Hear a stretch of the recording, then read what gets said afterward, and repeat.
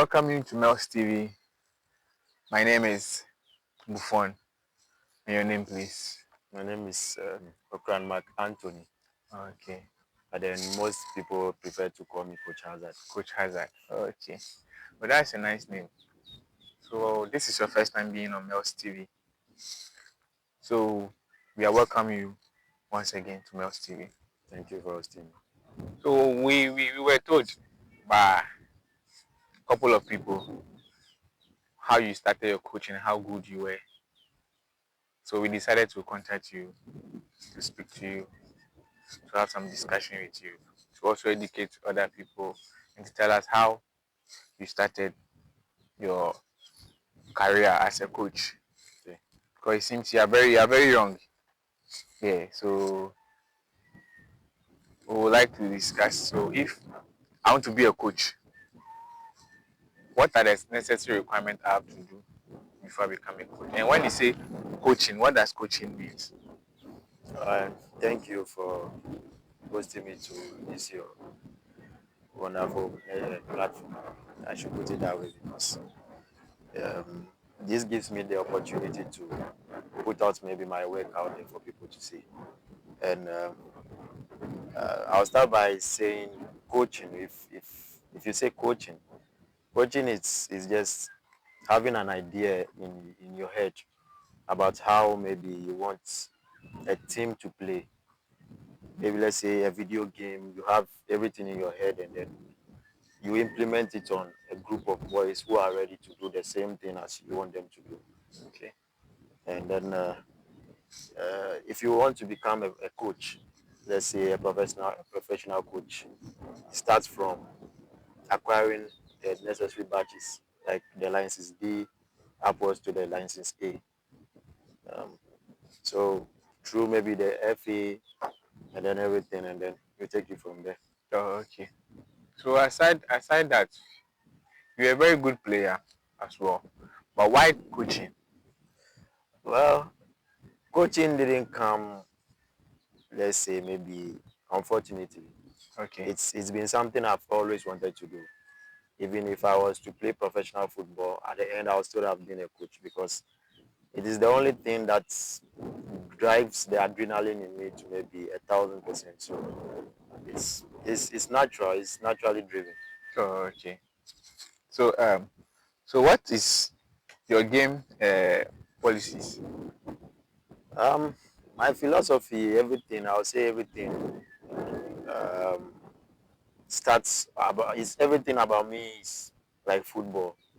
And when I was playing football, personally I'm diminutive, Okay. so it helps because I don't like football being played in the air because I'm not able to cope. I like the ball on the ground. So I like to set up my team in such a way that we have possession of the ball as much as possible.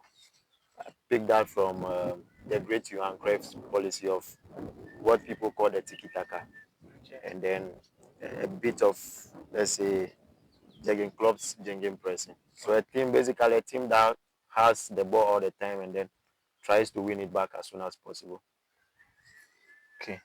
So why the philosophy? Okay, um, like I said, everything is about me and how I play football. When I was playing football, almost all my friends, my group that I played with, we were small in figure.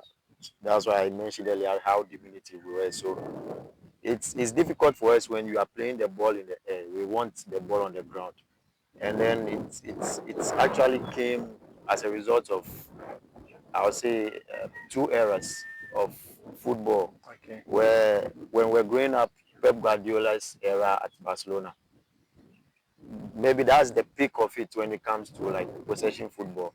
And then upwards to when Jurgen Klopp took over Liverpool. When Liverpool were playing at Anfield, the raw and then the jingle pressing, it was almost like they wanted to suck blood out of you. So Yeah. yeah, I just, and coupled with the fact that that's how I want football to play, that two era of Jurgen Klopp's Liverpool jingle pressing and then Pep Guardiola's possessive football, just so it's natural. It's the way I see the game and how I want it to be played. Okay. So, what level do you enjoy coaching and why? Okay, you know, there are two levels where I've actually coached. I've coached like the under 17 and then the U13.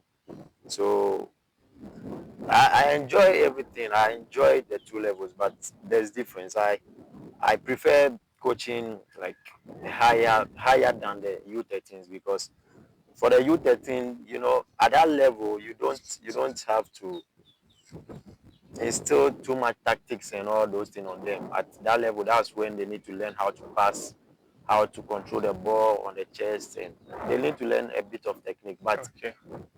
yeah, I love the tactical side of it. So I enjoy coaching, let's say the under 17 to the division level. Oh, okay. That's a good one. Because the U13, you have a lot to learn. Yeah. And so why don't you come down a little and rather going up? For the U13, like I said, you know, I wouldn't say I'm not so good at that level, but Okay. for the U13s, I think they do so well when you give them you need so much time with them. You need to be able to like be part of their growth, Okay. and they do so well with visuals. Yeah. U13, you need to give them videos and everything. But for the, let's say, U17 and let's say upwards, I love tactics and everything, and at that level, you can instill that in them rather Okay. than the U13. Okay. So it helps that way. So my next question I would love to ask you is what level is more difficult to work with? Wow. Yeah, what level is more difficult to work with? Um, More difficult. I think the U13. The The U13. U13 because for the U13, okay, maybe I made a mistake. Sorry, because like I mentioned earlier, for the U13, you need more time with them. But Okay. it's easier a little bit because at that level, the physical side of the game is not important. Okay. That's where I think many coaches make the mistake. Trying to get the young boys to run the cones and then run the pack for so long. I don't think it's important at that level. But at the higher level, like the division level and then the U17 levels, at that level, you are going to meet coaches who are going to set up their team in such a way that you also have to counter, maybe with tactics and everything. So I would say the most difficult for me is the U17. The U17. Okay. So the U17 is the most difficult ones for you. Yeah. Okay. So we are quickly going for a short commercial break. When we are back, then we'll take it from there. Okay, lovely viewers, we welcome you back from our commercial break. We are here with one of the greatest and all-time best players and Coach Hazard. So we welcome you back from our break. Thank you. So before we went for our commercial break, you spoke about the difficulties in coaching and why it makes it difficult for you.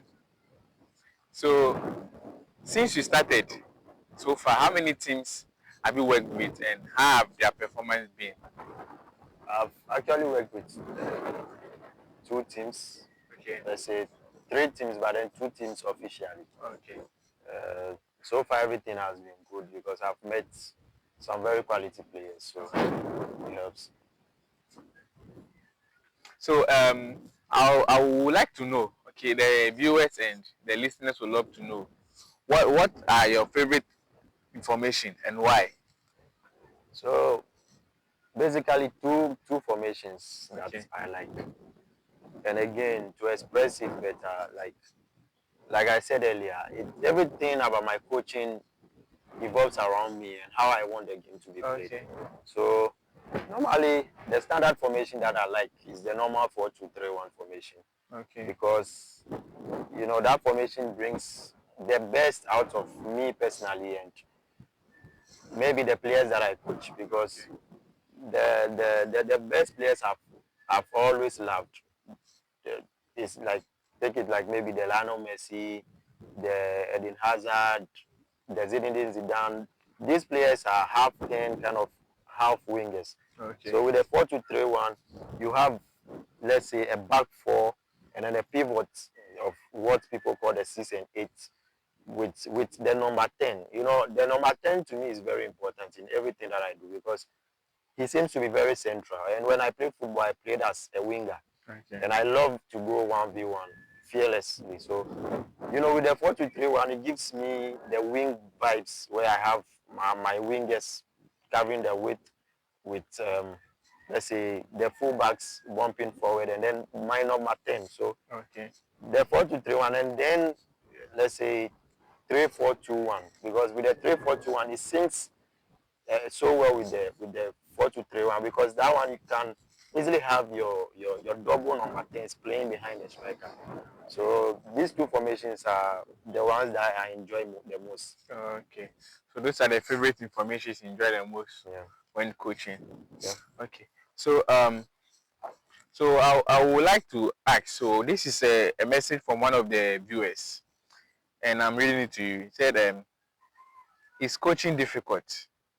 I think you briefly spoke about that earlier on. Yeah. So we are taking 3 questions, then we go. And the next one says, "Who is the greatest manager of all time?" And the last one says, "What have been your best game so far as a coach and why?" Okay, so let me take it from the first question. He says, "Is coaching difficult?" Yes. Coaching is difficult, but it depends on why you entered coaching. Okay. Because personally, for me, I enjoy it even as difficult as it gets. Really? Because yeah, because like I said, I mentioned earlier, this is the only thing that drives the adrenaline in me very well. Okay. It's it's coaching should be passion driven. You just don't have to wake up and say, maybe I like this coach, so I want to go into coaching. You are not going to find it like easy because there are times when you are going to do everything at the training grounds and then you get to games and the players can't just implement whatever you thought. So it needs to be in you because there are times when the drive is not there, but then you wake up and then because it's part of you, it's in your blood. You want to do it and look at you take someone like Pep Guardiola. Sometimes he loses a game and then he scratches his head and then there's blood and everything. He loves the game so much. That's how he lives. So for football you need to live it and love it. Else you are not going to enjoy it. So coaching is not difficult to people who are doing it because they love it. Okay. So if you don't have the passion for it, you don't go for No, you it. don't venture to try. Okay. So our next question was, who is the greatest Wow. manager of all times? I'll go for Pep Guardiola Pep because Guardiola. yeah, because of the way how should I even put this? The revolution that he brought into the game. Okay. Because if you look at they've been great managers. Jose Mourinho, you talk about the ones that we met, Carlo Ancelotti, Okay. uh, Fergie, and all that. But then Pep Guardiola just revolutionized the game. He came in at a time when many coaches didn't. He brought back everything about total football. Okay. He revolutionized the game where everybody wants to be Pep. Okay. So I think the way that he influenced the game for like a decade or so, my greatest to me is Pep Guardiola. Okay. So I was thinking Mourinho was the greatest. But you are saying Pep. Well, yeah, Pep again because of the revolution, like I Okay. mentioned. Pep came in at a time when Mourinho and Co were like at their peak. Okay. And then the way he brought his game, the way he introduced his game, dominated opponents, and then the fact that everybody wants to be Pep. Everybody just wants to be like Pep Guardiola. These days, especially like, let's say, about 5 years now, all the coaches that have passed through talk of Mikel Arteta, talk of Chelsea's current coach, Enzo Maresca. Enzo So many Maresca, coaches yes. just want to be Pep Guardiola. So I think to me, just mainly because of how he revolutionized everything, I'll go with Pep Guardiola. You go with Pep Guardiola. No problem. So so far, right now, someone would ask, so Pep Guardiola is the best. So right now, what is your favorite team? What team do you support? What team would you like to coach? Well, you don't work with the team that you like Okay. or the team you love. For me, I've been a Chelsea fan all my life.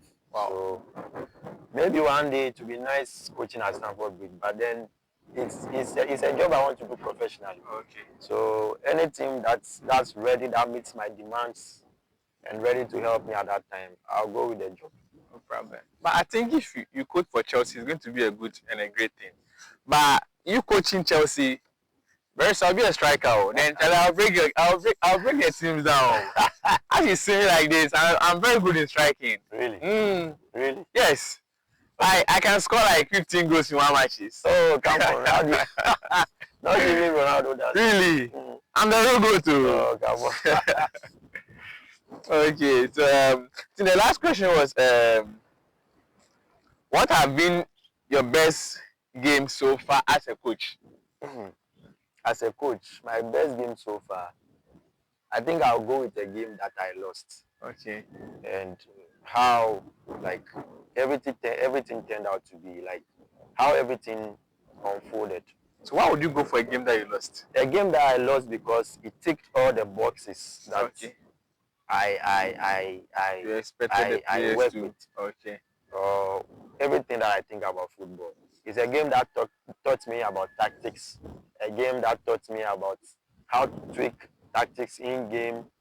A game that actually gave me, should I even say, a game that made me believe that I'm good, actually. That with the necessary requirements, I can compete against the very best. Because Wow. to explain that a little further, when I first came into the team, we had played a couple of matches because I had worked with the team for just about a month. Okay. And implementing a game style, a system, even at the highest level, it takes so long. Some coaches take 1 year, 2 years to be able to implement a style.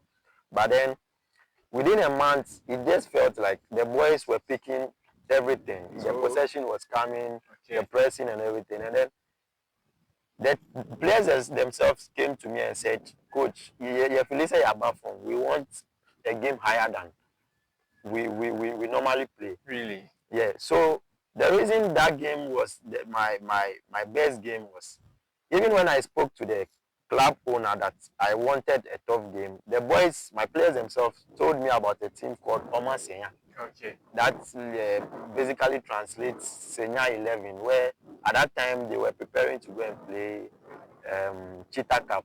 Okay. So they had picked like the very best around Senya. Okay. Yeah, and then the very best of coaches had assembled to form one team. So when the players told me about that team, and then I told the owner that I wanted to play against him, he was like, wow, no, he doesn't want to do that because he feels we might get annihilated. Okay. And then I said, no, I still want to play that game. So what made me know that, no, this is a real game that I've set myself up to either get beaten totally or I prove my worth, is when the game was confirmed. I went home and then everybody that sees me in town, we said we are going to play with Senya. We said, can you play with them? They might beat you 7-0, 8-0. Because they were beating teams. Yeah. So the next day when I came to training, the owner again came to me and said, are you sure you want to play this game? And then when I said yes, he intentionally picked up his phone, made a call, and then the guy he spoke to, he just asked him, did Senya play yesterday? And the guy said they had won 7-0. So it was like, wow. I nearly called up the game because, one, I didn't have, I like to prepare my team before I play games. Okay. I don't like just we play. I like to prepare my team maybe 1 week, 2 weeks, because I like to work on tactics and how I want to set them up. And then I didn't have my, I mentioned that I like number 10s. Yes. I had a number 10 that I like so much. One of my favorite players that I've worked with, called Melstvgh. I came to meet him. Okay. So he wasn't available. He wasn't fit. Uh, he was, so for the defense, he was only the right back and then the left center back, which we call Ramos, who were always present. So I didn't have the core of my team. So I was a bit skeptical, but then we went into the game and then we lost 3-1. Wow. And even with the 3-1, it was mistakes from people, that players that haven't worked with us, because they don't come to training. Okay. You understand? And after that game, I got, maybe I'll say validation, because I had a call from, like, they had 4 coaches on the day, and it was me alone. I had a call from one of the coaches who coaches Season Brain, I think. Okay. He said he wants me to work with him. He thinks I'm good. He was surprised they didn't beat us. And interestingly, they called for a rematch. Okay, so as a coach, what would be your advice and your motivation for the upcoming coaches and the upcoming players? So I'm actually also an upcoming coach, because I haven't gotten to the top or the highest level yet. But one advice I'll give to young coaches, or anyone wanting to venture into coaching, is the fact that, like I've always said, it should be passion driven. It should be something you want to do, because it's the only thing that really pushes you or really drives you crazy. Excuse me for using that language, but it's the only thing that you want to do at all times. One thing is, you can only improve players when you are part of them. Okay. You need to be part of their growth. Be like a father, no matter your age or whatever. Be part of them, to be able to know whatever they require of you. Okay. So I think that's my main advice, and the fact that coaches should look to improve players when it comes, especially young players, when it comes to their fundamentals. Okay. Yeah. All right. So, lovely viewers and listeners, want to thank you so much for your patience and time, and thank you for watching Melstvgh. And we also thank our special guest, Coach Hazard, one of the best coaches so far I've met. Please, you can follow us on our social media handles. Facebook is Melstvgh, TikTok Melstvgh, and YouTube is at Melstvgh. So please follow, like, subscribe, and share. Thank you so much, and thank you, Coach Hazard, for your time. Thank you. And to the viewers, keep watching Melstvgh and follow on all channels and platforms. Thank you very much. All right, see you next time. Have a great day.